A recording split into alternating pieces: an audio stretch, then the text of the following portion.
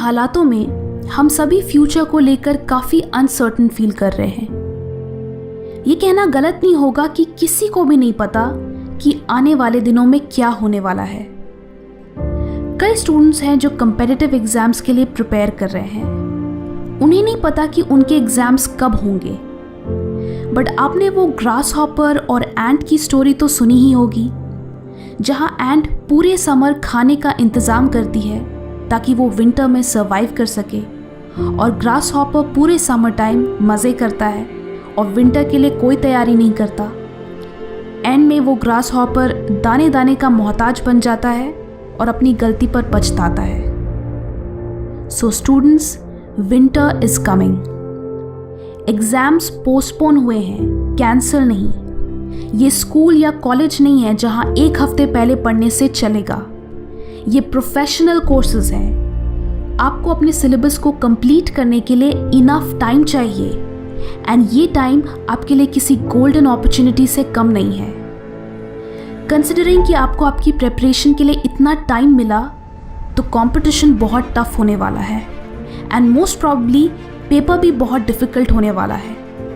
तो जिन लोगों की तैयारी तगड़ी होगी वही एग्ज़ाम में अच्छा कर पाएंगे।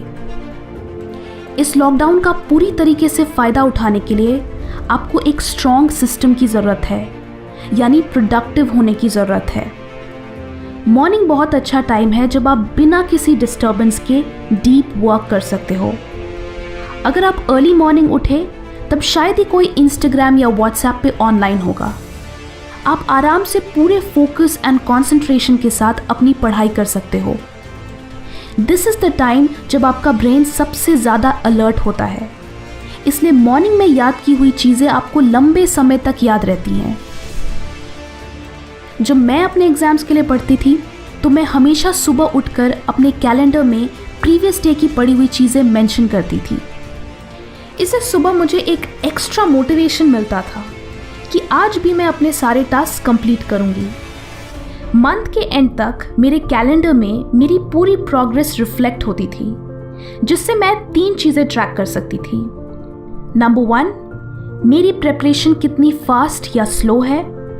नंबर 2, कौन से सब्जेक्ट्स सबसे ज़्यादा टाइम ले रहे हैं। एंड नंबर 3, कि मैंने 1 महीने में एग्जैक्टली कितना कुछ अकॉम्प्लिश किया। ऑफन हम एग्ज़ाम्स की तैयारी करते वक्त खुद को अप्रिशिएट करना भूल जाते हैं कि हमने कितना सारा पोर्शन कंप्लीट कर लिया, बिकॉज हम इस पे ज़्यादा फोकस करते हैं कि दूसरों ने कितना पढ़ लिया एंड हम अभी भी कितने पीछे हैं।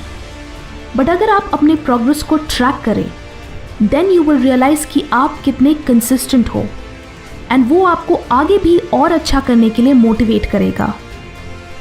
जब भी आप अपनी पढ़ाई स्टार्ट करो, देन उस दिन के लिए कुछ टारगेट्स रखो कि आज मुझे ये टॉपिक्स कवर करने हैं। That will build some pressure, and अगर आप 100% नहीं तो उसका 70% या एटलीस्ट 50% भी फिनिश करोगे, जो फिर भी कुछ ना करने से तो बेटर ही होगा। एक और चीज़ जो आप यहाँ कर सकते हो कि आप अपने एवरीडे टारगेट्स अपने मॉम, डैड या ब्रदर, सिस्टर को अर्ली मॉर्निंग टेक्स्ट कर सकते हो। इससे 2 चीज़ें होंगी।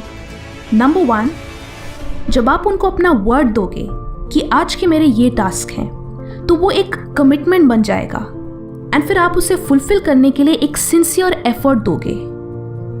नंबर 2, ये इस बात का भी ट्रैक होगा कि जिस वक्त आपने वो मैसेज सेंड किया उसी वक्त से आपकी पढ़ाई शुरू हुई। So now you can also track कि आप एग्जैक्टली कितने बजे से पढ़ना शुरू कर रहे हो।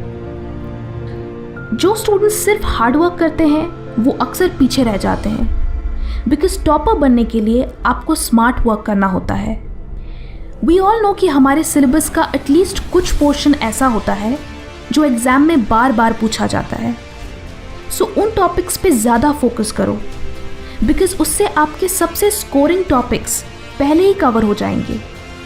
ये टॉपिक्स आप प्रीवियस ईयर क्वेश्चन पेपर्स से पता लगा सकते हो। द फेमस पैरेटो रूल भी यही कहता है कि सिर्फ 20% इनपुट से 80% आउटपुट अचीव किया जा सकता है। आपके केस में इसका मतलब है कि आप कम से कम एफर्ट में ज़्यादा से ज़्यादा मार्क्स ला सकते हैं। And last but not the least, आप इस टाइम को नोट्स बनाने के लिए यूटिलाइज कर सकते हो। कई स्टूडेंट्स नोट्स बनाते वक्त पूरी बुक को अपनी नोटबुक में कॉपी पेस्ट कर देते हैं, जो कि बिल्कुल गलत तरीका है।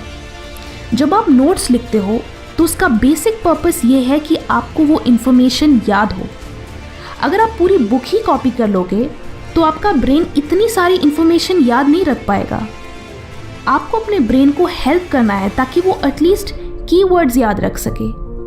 So just right the keywords. इससे आपको सिर्फ इंपॉर्टेंट चीज़ें ही याद रखनी होंगी एंड साथ ही नोट्स लिखने में ज़्यादा टाइम भी कंज्यूम नहीं होगा। इसे कहते हैं स्मार्ट वर्क।